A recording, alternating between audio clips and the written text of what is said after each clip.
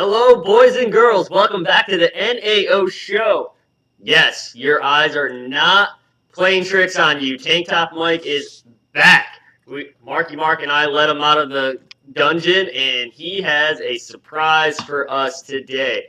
We are going to put on paper, on video, on your screens today. We're going to figure out who is the best drafter right before our third NAO draft. Hello, boys. Welcome back. Tank Top Mike, nice to see you. It's nice to be back. I was busy working on this forsaken spreadsheet. Marky Mark, as always, fantastic to see you too. Thank you, sir. I got one small order of business.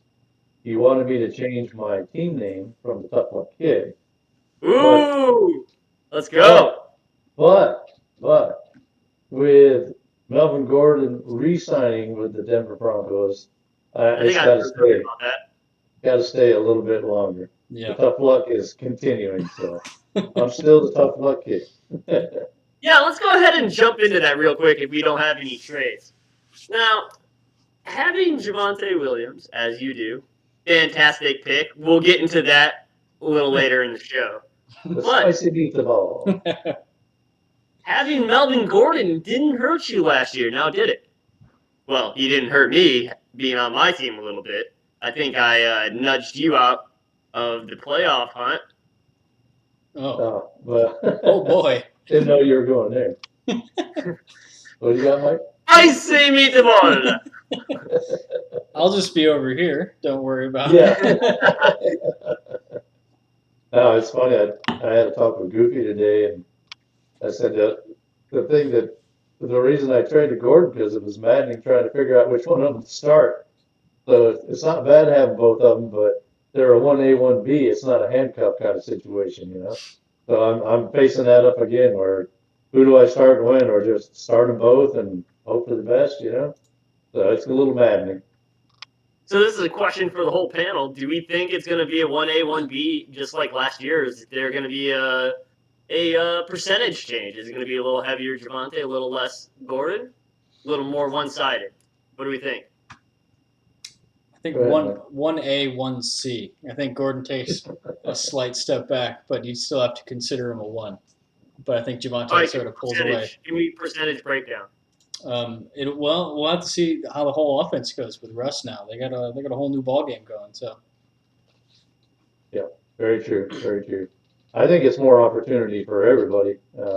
It should be a better offense, and there should be more scoring opportunities. So I know Javante finished his RB 17. I think Gordon was right in there near because he had a lot of touchdowns last year. So um, I still think Javante's the number one guy. He should, cream rise to the top kind of thing.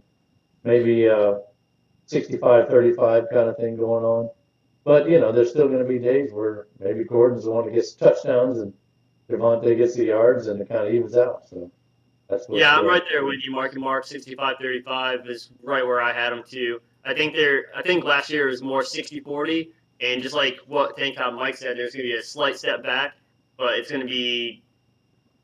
I think it's going to be nominal, like still one, like Tank Top Mike said. I think still having Melvin Gordon is still a solid flex play in a pinch, even if you're starting both Javante and Gordon. So I wouldn't be as upset as other members of this league wants you to be. I think Yeah, that's a honestly the nice. real story coming out of Denver is the breakfast metric and how does it hold up with Cortland Sutton. And I think it's going to be great. Wide receiver one coming up. I have a slight argument with that. There, Tank Top Mike. I think it's gonna be 1A, 1A. It's gonna be the first offense to have two 1,500-yard freaking wide receivers on it. I haven't seen Jared Judy even eat breakfast before. Unknown if he even has it. He's a Who needs breakfast when you wake up and piss excellence every morning? The only report I've seen said that Russell really likes Jerry Judy. So that's all I've seen so far. We'll see what You heard it happens. from Marky Mark. We'll see what happens come lunchtime. That's All right. right, That's, take that, Mike. Let's jump into this fantastic spreadsheet we got going on, and we'll just kind of roll with the punches. So let's go back a little bit to the origin of the spreadsheet. And like most things in our league, it all started because Ian said something fucking stupid. So, so here we are with this my ass. spreadsheet. It's taken me about a month to do, and I won't bore you with the details of every single column here. But Ian claims to be the best drafter in the entire league. So, sounds stupid. So we decided it was actually the four of us. It was like a little DM conversation that we were all in, and Ian said I'm the best, and we went through it. We went through this whole thing. I remember it. And now we have spreadsheets. We have Ian's little piddly spreadsheet that's on this tab over here, and then they have this one.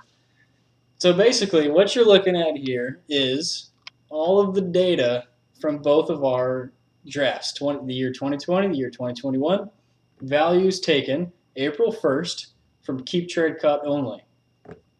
And I'm going to be upfront here with everybody listening. There's some issues with some stuff here. I'm not saying it's perfect, but what you're looking at is the final data of a quick little analysis of our drafts and who did what. and I you're will just make talking. one point there, Tank Top Mike. I like that you kept it to keep trade cut because it keeps the value 1-to-1, and your averages have a little more strength to them. Yeah, the keep trade cut value I like. Not just looking at trades and stuff like that, but because it's the dynasty community, I felt like that was sort of fun to use. Like if you gave our draft to say 100 random dynasty players, this might be what they look at it as because that is actually their the values given to them. Plus, it's really easy to work with. It was super easy to work with keep trade cut on this whole thing. So Right. but We're just talking rookies. We're just talking Right. rookies, right? yeah, just the rookie I drafts. want to first and foremost jump to 2021. So let Picks me do one quick here thing. Here, show you. Okay, So all right. here's the master spreadsheet. This is the whole thing. Obviously, you can kind of zoom in, and whoever wants this, Evan, afterwards, you might be the only one to want to look at this, but I'll send it to you. You don't want to look at it. So we have a breakdown of just total picks on average. There is an adjusted, which we'll get to, and then some extra stuff here. But so this whole spreadsheet is actually being pulled data being pulled from other stuff here, all of 2020, all of 2021, and then it ends up here. So that's a little bit of how it's made. It's all put together with formulas, no weird napkin math or anything. So if you want to look at it, I'll send it to you.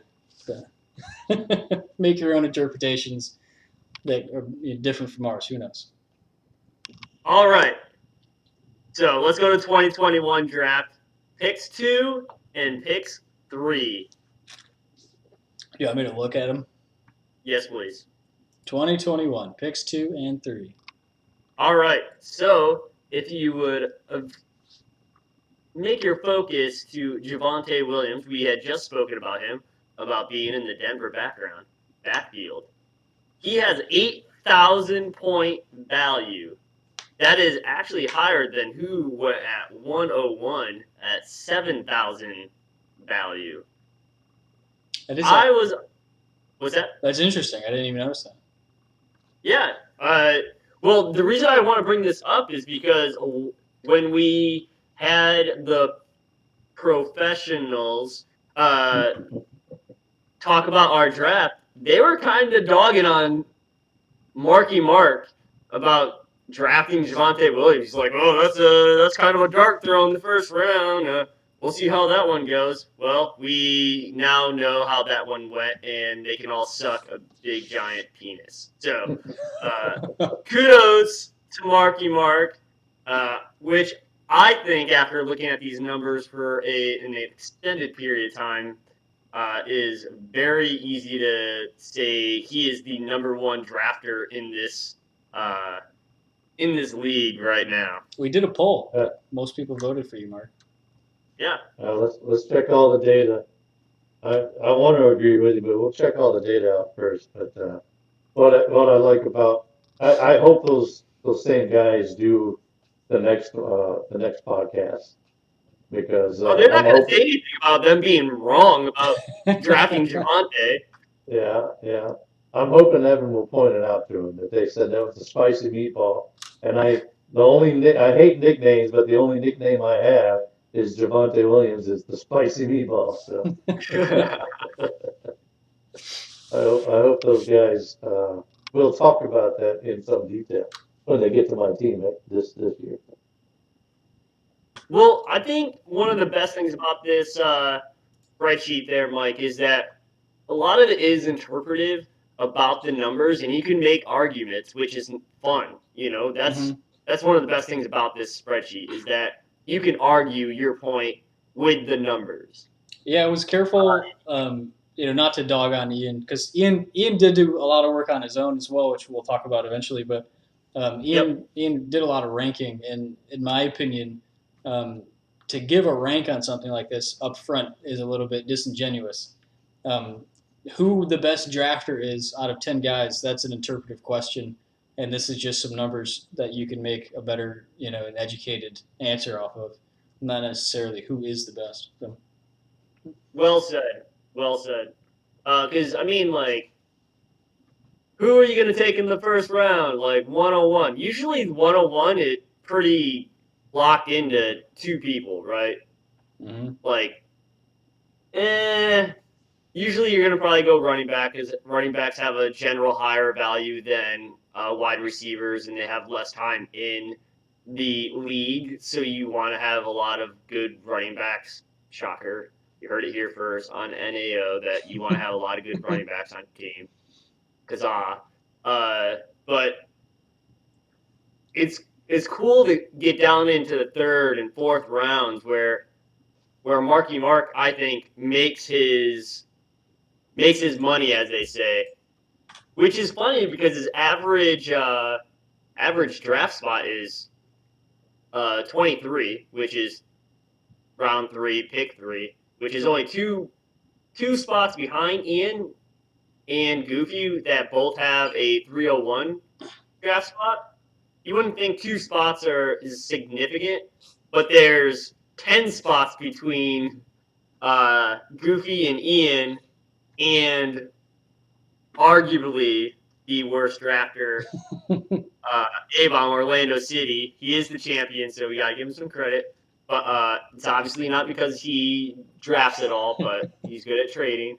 10 spots difference. So 2 spots is a big difference. Big difference.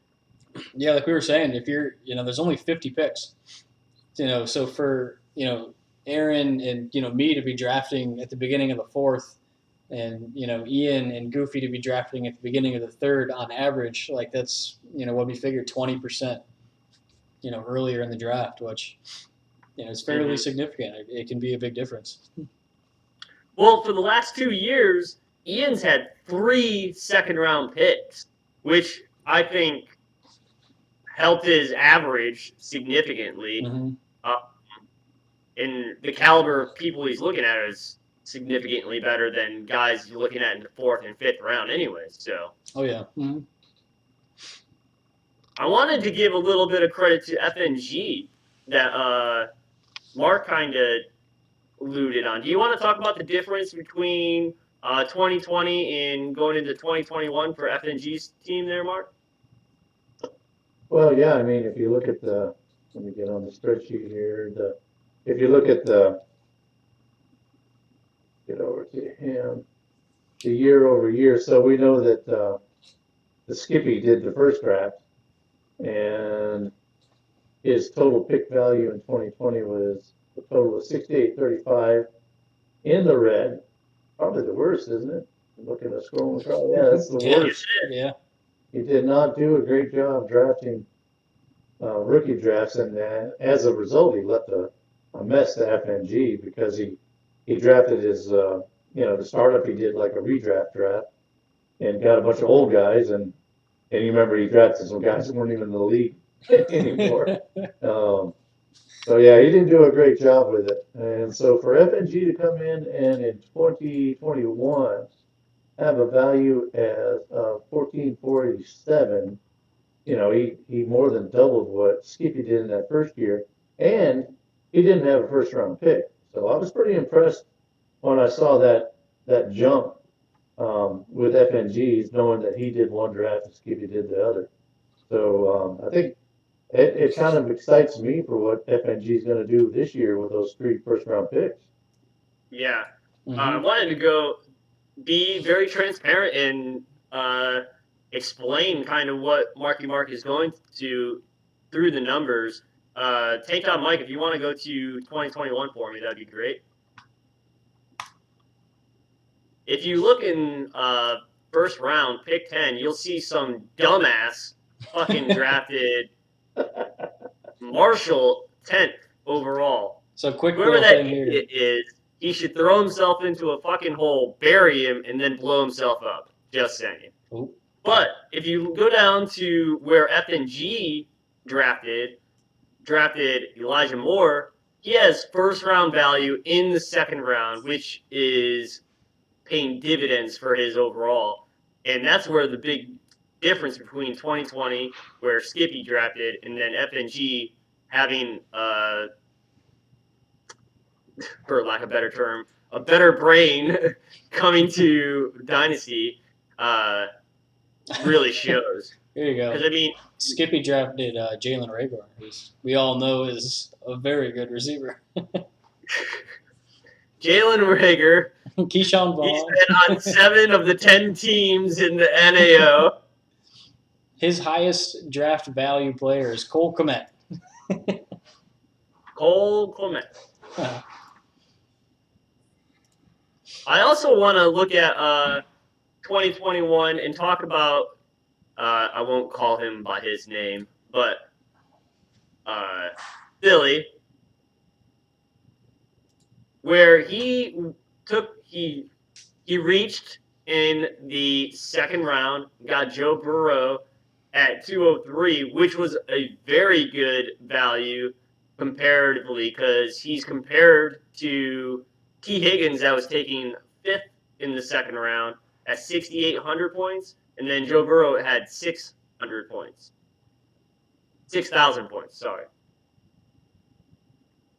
So these guys are making good picks, getting really good value, and I think it's showing that they know what the heck they're doing. What blew my mind about Billy was that you look at the total picks number, and he was 3rd overall in total picks. And I thought he had traded them all to Ian, so I was like, that blew me away. How the hell did he get 12 picks? Did he trade all his picks to Ian?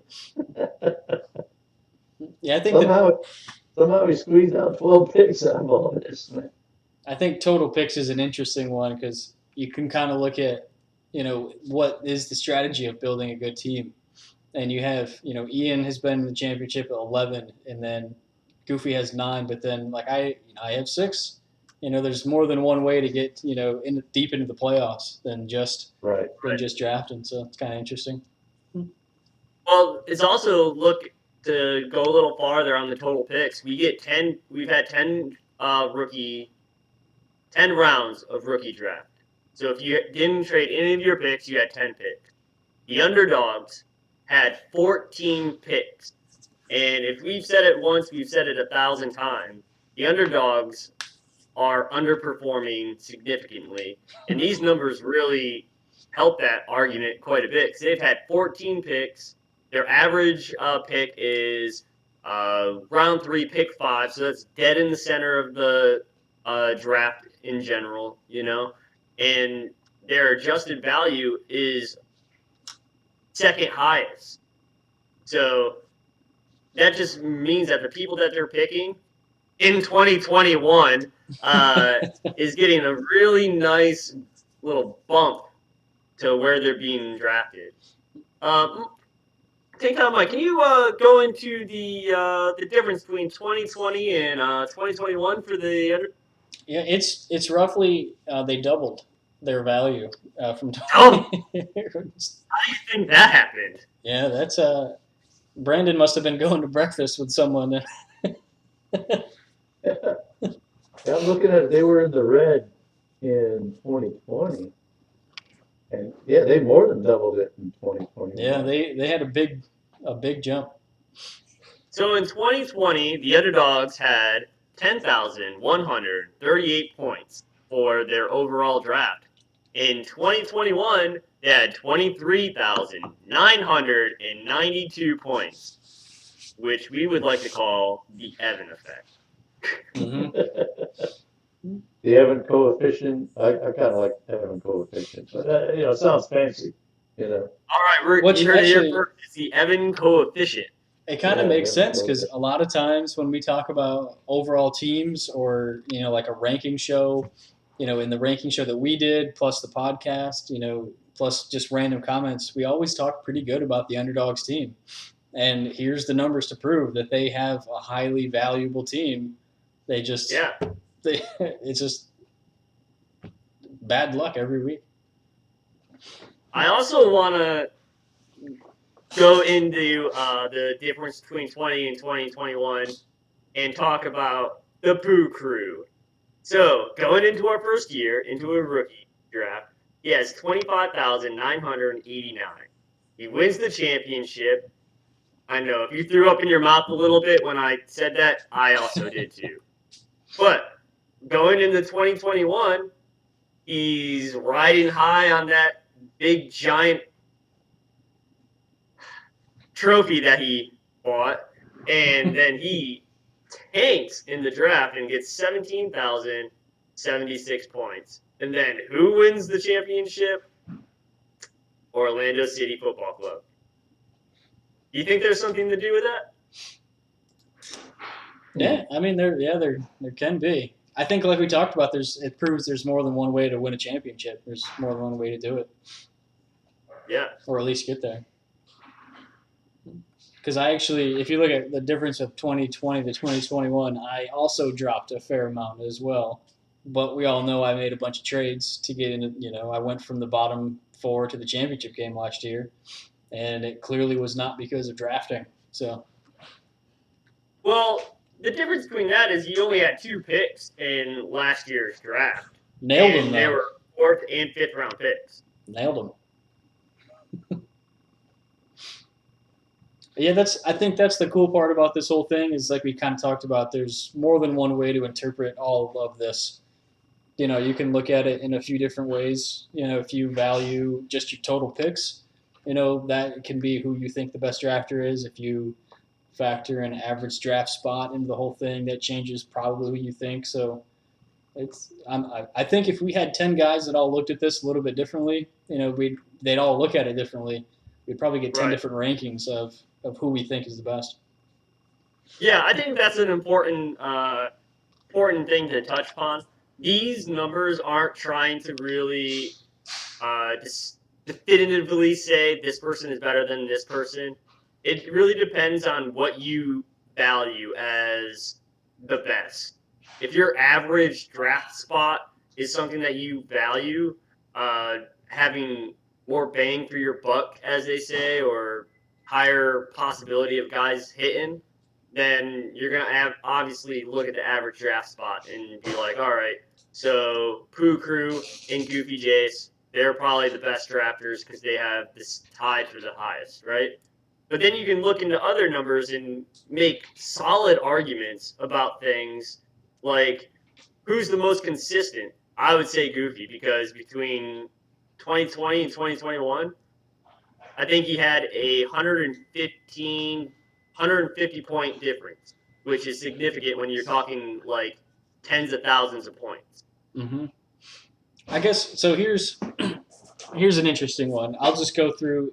Ian started it. So you look at Ian's. He has really high total pick Why don't value. you go ahead and look at Ian's? Yeah, he has really high total pick value. He has decently high average value, which would make sense. You could kind of say from that he's a really good drafter, which the numbers say he's up there. But then you start to look at he has actually tied for the highest average draft spot. He's picking early in the third on average. So if you have the highest average draft spot, that's what you should be doing. But then you add in the average per pick, and suddenly he's not at the top. Mark is actually higher than him, but picking on average later in the draft. So Right. tying all the numbers in, Ian's averages are higher, but Mark's picking later. But I would say Mark's the better drafter based off that kind of interpretation of it. Yeah. And then you can make an argument about like, all right, once we get the drafted spots, who's getting the the boom, Who's getting that upside that you're reaching? And then you look at adjusted total pick value. Tough Luck Kid, he's at 2,500 per spot, but then it's not who you would think. The guy with one of the highest average draft spots in the Crew, it's actually the underdogs that have the second highest at 2,400, 890. So I guess without being too boring and kind of droning on about it, what we talked about was your total values are one thing, but that puts every pick equal essentially. So in my opinion, and why I went through all of this number jamming, was if you have a very good pick in the fifth round versus a good pick in the first round, and you did your homework in the fifth, you nail the draft pick, and they're a startable, or tradable guy immediately, that you would then be considered potentially a better drafter. So there are some bonuses going on into the fifth, third, fourth, and fifth rounds of. I guess I'll just pull up the most famous example of Herbert. Herbert's value is 64.69, but he was drafted in the fifth. So there's a small 1.5x bonus. So his value in the adjusted is 9,703, which is Jonathan Taylor levels of numbers. So there is a bit of a bonus, and it gets larger going into the later rounds, which is what all the adjusted columns are. So pick Which Herbert's I think late. is good because everybody on this panel and in this league knows if we were to do 2020 draft again, freaking Justin Herbert's not making it to the third round. He's going to go first round, even second round, depending on need. And so basically, we figured out between the three of us a way to what we felt fairly compensate a good late round pick, and that's what those adjusted are. And the percent change on this is good example is Marky Mark with Elijah Mitchell in the third round in 2021. He has an adjusted value of almost 7,000, which is running up there with like Jalen Waddle, which it went sixth overall in the first round. Pick So 101 was 7,000 something, right? What's that? Pick 101 was 7,000 something. Yes. So if we were to throw all these values in there, Elijah Mitchell would probably make it to middle to late first round if we were going by strictly value. Yeah. But Mark would have 3 first round picks, and one of them he didn't make until the third round. So that was basically my point was, to the whole who's the best drafter of, that's an open-ended question of, if you're doing your work, you should get rewarded for a good late round pick. Yeah, definitely. And if you see a guy with the last name Herbert and it's the fifth round, you should probably just take him. It's worked so far. I got 2 quick points I'd like to make. So we talked about this would be evolving because especially like when you pick tight ends, nobody expects them to do much in the first couple of years. It's second or third year before they really start doing much, if anything. So some of those values on tight ends are going to be kicking in later. So we talked about this being evolving and maybe keeping a 3-year total on it so that you have a chance for your picks to actually give some better value than they do initially. Mm-hmm. But the most interesting thing to me, looking at last year with Mike and Aaron being the bottom two in the total draft value, they both traded away their early round picks for players to make a championship run. Mike, I think, was more trying to get into the playoffs. He ended up making some really good trades to get there and finish in the top four easily. Um, He got Aaron, on a super friendly deal, and Cup freaking carried him. yeah, that was a nice one. That was a nice one. Aaron, he went after Adams, and did he trade for Hill? I think he traded for Hill too, didn't he? Oh, Mike Evans Uh, was his late yeah, trade. yeah. So the draft numbers are really low, but you guys both were in the playoffs, and Aaron ends up winning the championship. What I'll be interested to see is if those low draft numbers hurt you guys moving forward.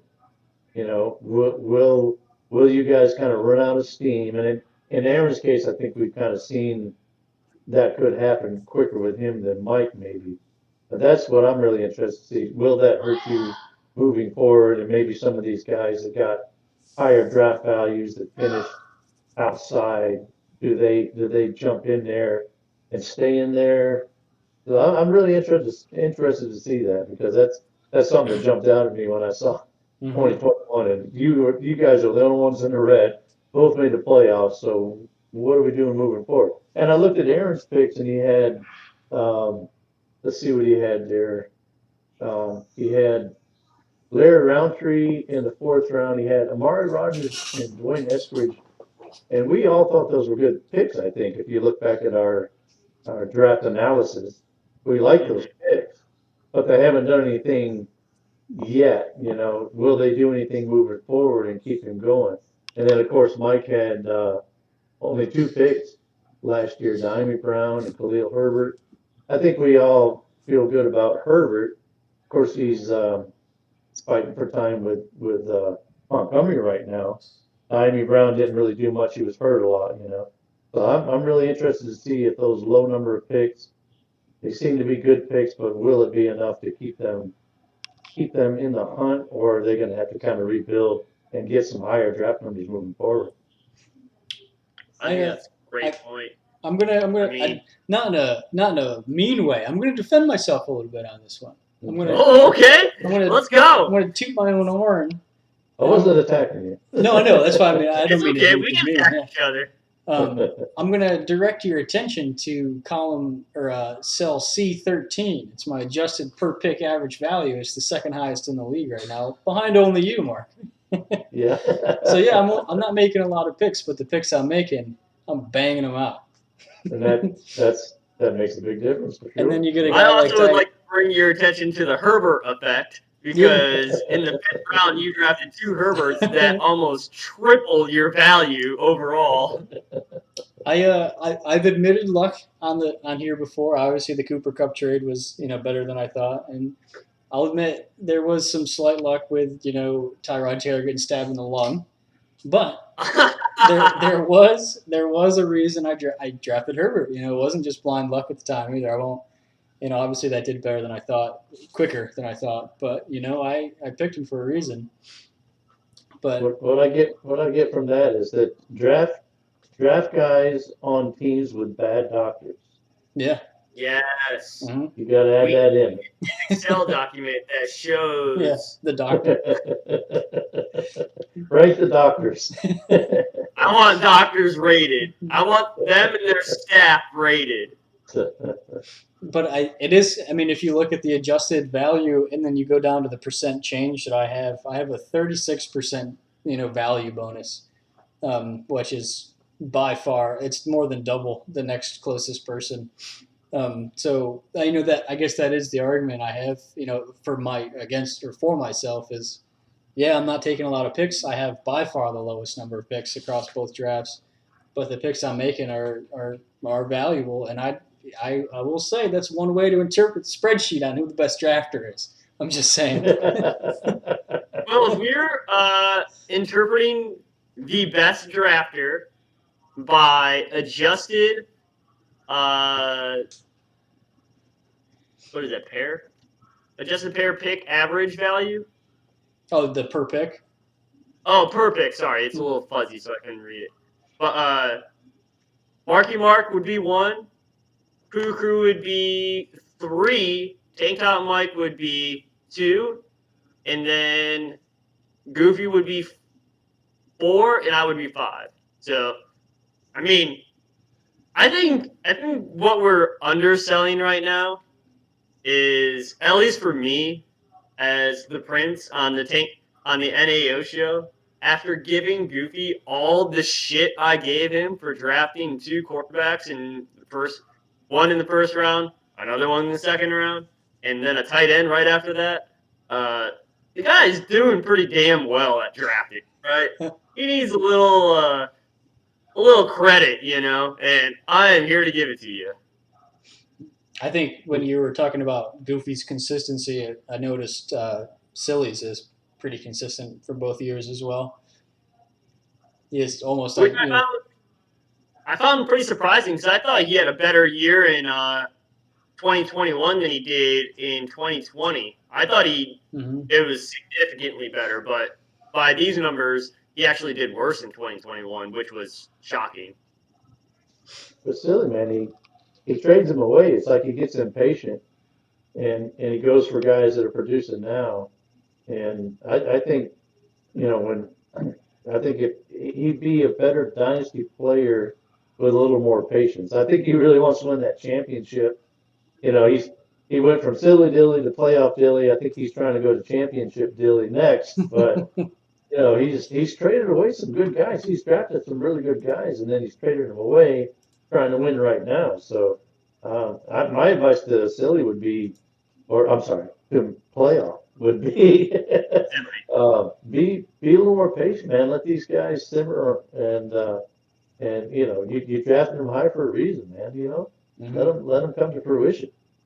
And with that said, I would say to do the exact opposite because I have benefited from that time and time again. Yeah, what'd you get? Devonta Smith and Jerry Jeudy almost right away, right? And I also got Joe Burrow. Oh, yeah. Yeah, those are good picks by Dylan, man. He should be proud of that, but now he's got to watch him perform on somebody else's roster. So I guess I do want to make a little bit of an apology to the underdogs. Okay. Because in full transparency, like I said, there's some holes in the logic of how I put this together, and unfortunately, Henry Ruggs, Antonio Gandy, Thaddeus Moss, they have a lot of zeros, and they obviously, well, except for Henry Ruggs, these guys do have dynasty value. But that was one of the holes of using keep trade cut. And as I was putting this together, I felt really bad because the underdogs just kept getting all the zeros for most of these guys. But they did, like we talked about, the Evan coefficient. They did have less zeros in 2021 than 2020. So I think because of Ruggs getting a 0 in the first round in 2020, it really hurt their value for 2020. Because I think all of us liked Ruggs, and we were jumping on his train. And Ruggs at 10 was a good pick when we were going through the picks. But looking at it now and his dumbassery, he's a 0 in the first round, which does not help anybody. Yeah, so it's not perfect, but he wasn't a 0 before either, so that's a kind of hamstringing those guys to a certain extent.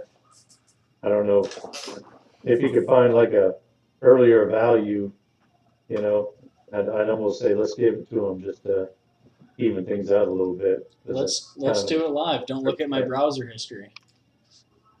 Yeah. I think it's also pretty cool to look at. He's not in keep trade picks. Cup.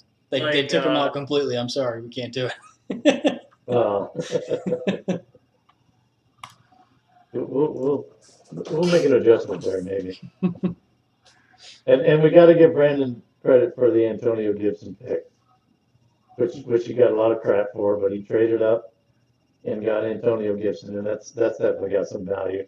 So even though he had his record for that first year isn't good, Gibson certainly was a good one out of all of that.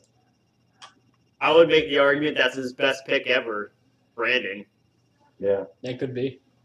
Are we straight up saying he's just a bad drafter, or we're not going? I'm definitely saying he sits back seat to Evan. At this point in the show on YouTube, Evan has probably already sent me a DM asking to have his separated from Brandon's, a whole different column. Let's see the splits on that. He wants to see Also, Ian is creating a spreadsheet with the freaking health teams going team by team.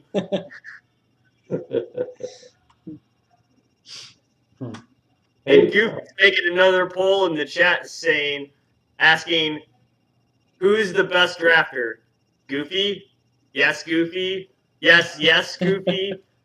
Pick 1, 2, and 3. Goofy. Another thing I wanted to ask you guys about, Jay Hill, rest in peace. He drafted the first year for that squad and has a much higher overall draft score than Ricky did. Jay Hill finished what, 1-10, or 1-12, 1-12, 2-11, something like I don't know. He didn't do well in that first year. I'm trying to figure out how he's got such a higher draft score than Ricky. Did you guys want to touch on that a little bit? So Am I the only one that's curious? I actually kept track of it a little bit in my head because so in the spreadsheet, this is 2020 where Jay Hill drafted. He's the light blue. So he drafted Jonathan Taylor and CeeDee Lamb. And then Van Jefferson, Jalen Hurts, Donovan Peoples-Jones, Juan Jennings. So he actually hit almost every draft pick of somebody of decent value. Yeah, I think the DPJ and the Jalen Hurts are ones that really push him over. Plus, he gets 2 first-round picks that hit. So yeah. Yeah, he didn't do too badly with that. I guess it was a year too early for a lot of those guys for him. He traded some away, and I know some of those. Well, yeah, even before he left the league, he had traded some of those away. But yeah, I was surprised. Jay Hill, RIP, was him being super cocky and trading away the #1 pick in the vet draft to be the 10th overall pick in the draft. I forgot about that. To get the first pick in the rookie draft, and come to find out, he's really good at drafting rookies, but he sucks at drafting a freaking actual team to put on the field. Yeah, he didn't do too well in that vet draft, and all to get Jonathan Taylor, which, yeah, everybody was picking Jonathan Taylor #1 that year, but was it worth it? Was it worth it to finish where he did? Probably not.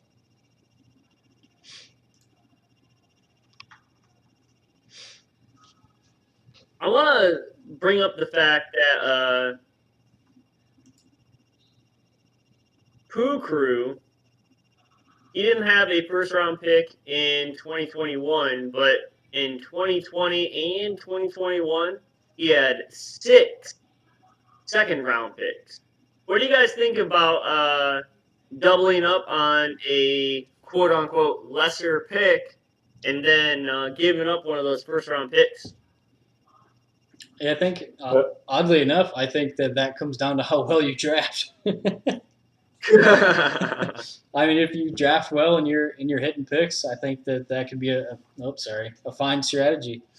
But if you're missing those picks, they are a little bit harder to make. Obviously, not much, but they're harder to make than a first round pick, and hit those. But so you have to do well. You have to be able to player eval and stuff. But it can be a good strategy, I think. I think he traded one of those first rounders in the Jonathan Taylor trade, right?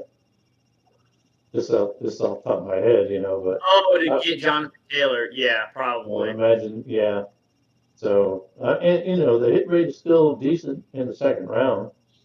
So if I could get Jonathan Taylor by giving up a first round pick and still have a second rounder, that's not a bad strategy at all. That's Marky definitely the Mark's way to like, go. I would do that every day and then twice on Sunday. Yeah, yeah, absolutely, absolutely.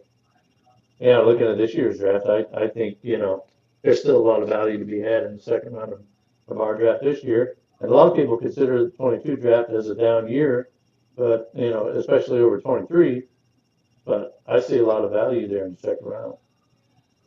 I think what's hurting the upcoming draft in 22 is that we've really just been had a lot of riches in 20 and 21 with guys like it was hard to miss at like late second round. You know what I mean? There's just guys everywhere that you could draft, and it wasn't very hard unless you're an idiot like me and draft Terrence Marshall in the number 10 in the first round when freaking Scott Bateman, Elijah Moore, Randall Moore, St. Brown still on the board. Yeah, fucking idiot. I'm doing a little experiment though. Ooh, So experiment. So just because you drafted Marshall there and he doesn't have that good value now, this is the nature of changing values. You sent him Des Fitzpatrick in the second, and you got Van Jefferson and Michael Carter, if I have this correct. So Yes. does that change? Does that change your opinion on it? Because now he has less value, than when you drafted him, but you still used his value, of that high draft capital, you know. So I mean, it's kind of the same that I was thinking about Diami Brown. Like right now, nobody would want him, but I traded him when he had value, you know. So it's the nature of changing values, like we've talked about a little bit. Yeah, I mean, if you took it one step further, I took what I got from Michael Carter and Van Jefferson, and both of them turned into Jerry Jeudy and Devontae Smith. So, I mean, that's a little bit out of what we're talking about with drafting. That's more goes into trading and player evaluation and team need evaluation, but which are very very relative. Like what I think is what you need is could definitely not be what you think you need, and player evaluation I've learned today is completely all over the place depending on when in the year it is. So uh, I would make the argument that I made up for that stupid mistake at Terrence Marshall, but other people might say that I gave up too much to get what I got from it, but we'll see. That's why I like that this is we'll keep this running and it'll evolve over the years. And some guys that are down now could move up. And I like you talked about the value of the guys at the draft. Going back to Aaron's pick of Amari Rogers, I loved him last year, and if that's your guy, sometimes you go after him and you'll give a little bit because you hate you missed out on him, and you want to get him while the value is still relatively low, hoping that it goes up. But if you can turn those guys into something, that's not a bad thing. But it doesn't really show up for this exercise, I guess. Mm-hmm.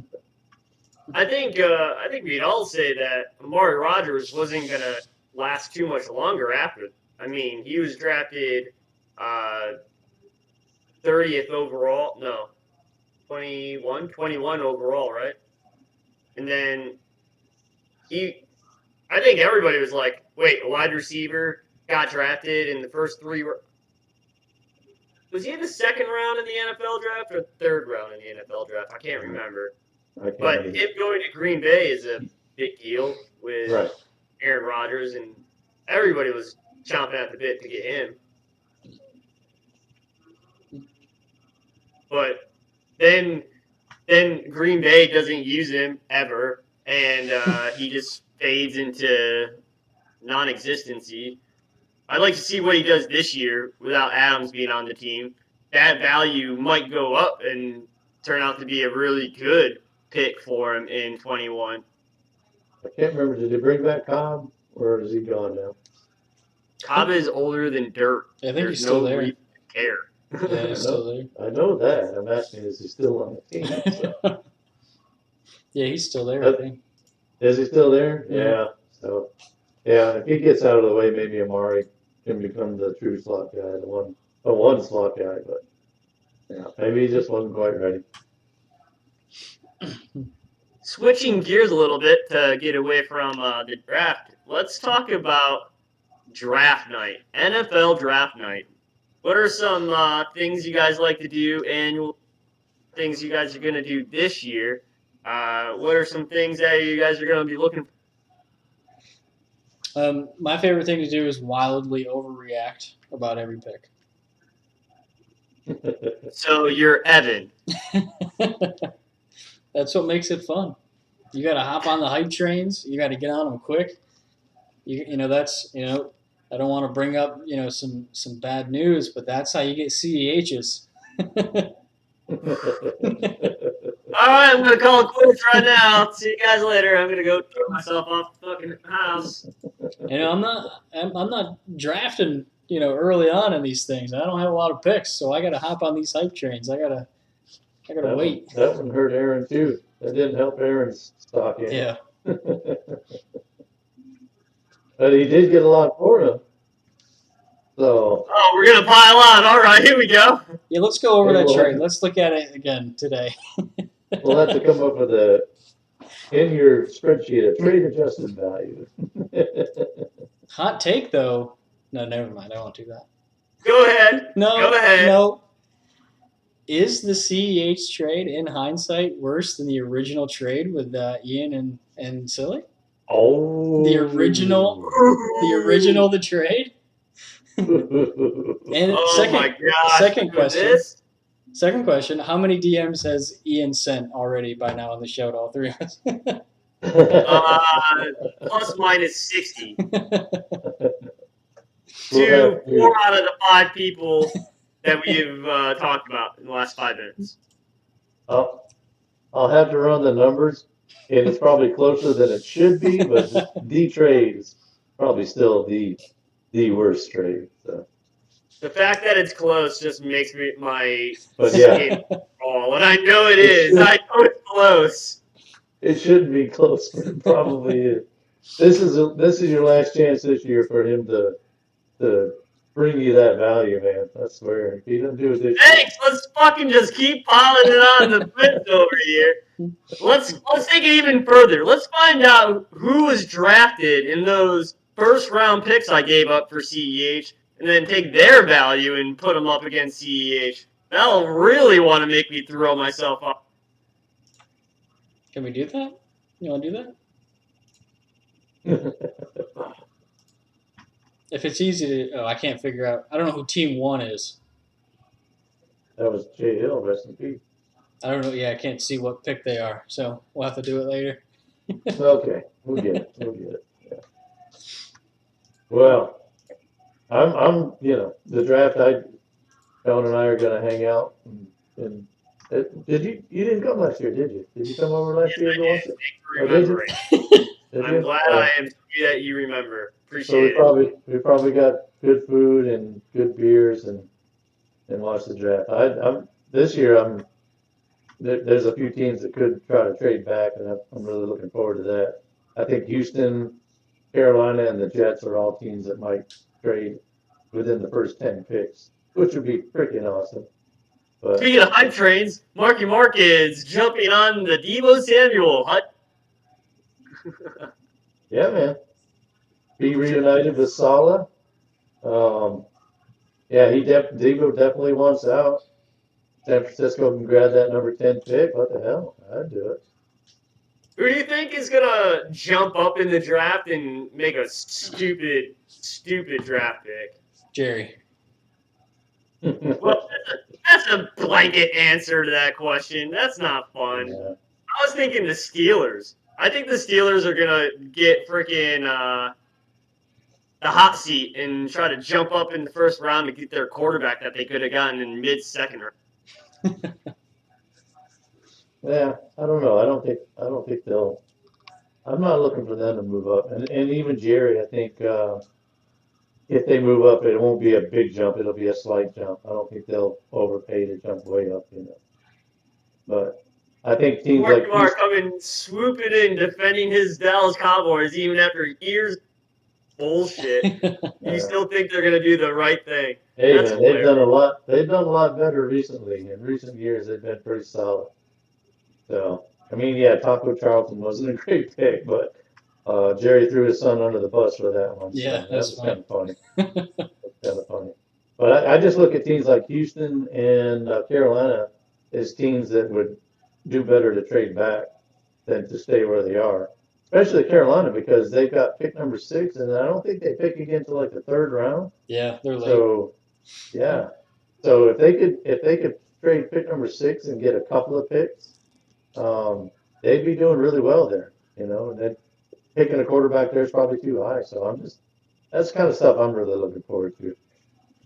Yeah, I think Carolina would benefit from trading back, just like you said. I think if they get a later pick, get a get another need other than a quarterback, and then maybe get an earlier second round pick, and then just go get their quarterback that they want, which really sucks because I think Sam Darnold just needs a consistency, and he'd actually turn into a pretty damn good quarterback. But he just hasn't.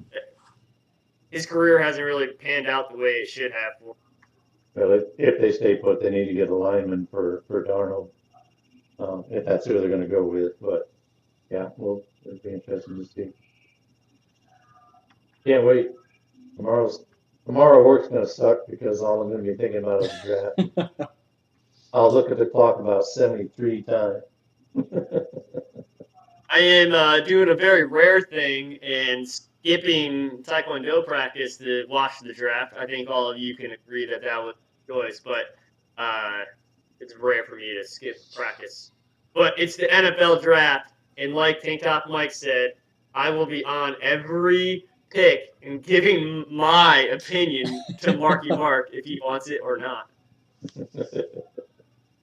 Which is funny because I think this year a lot of position players aren't going to go as much as they have in the last 2 years, you know, because they're not as deep. But like, I very highly doubt that a running back goes in this year. Uh, but it'll be fun. It'll be a good time. Tampa Bay drafts late, so If fun a time. running back goes early, it will probably be the Buffalo. I think they're picking at 25. So that might, Now, huge reach. yeah, well, what they don't have a lot of needs at 25. Picking a running back wouldn't be. It's a luxury pick, but it's it wouldn't be out of character for them. They could really use a defensive end. Yeah. Well, I mean they got a pretty solid defense, so that's what I say. I mean maybe a one more threat last year could have put them over the top. As well as they did in that freaking game. That was a crazy game, but maybe one more threat and put them over the top. All right, so that's today's show. Thanks for listening to our draft ability breakdown. Uh, Special shout out to Tank Top Mike and getting this whole ball rolling down the hill. Yeah, Mike worked hard, man. I just want to thank Mike publicly here, and you guys should check this sheet out, man. He put a lot of damn work into it. Yeah, and It if you was spend pretty fun. more than 5.5 hours on it, you'll just barely beat me on how long I've looked at this spreadsheet. So, to all the managers in the NAO, happy draft day tomorrow when you listen. And if you want to know what to do on our draft, just listen to the NAO show. And as always, Ian, you suck!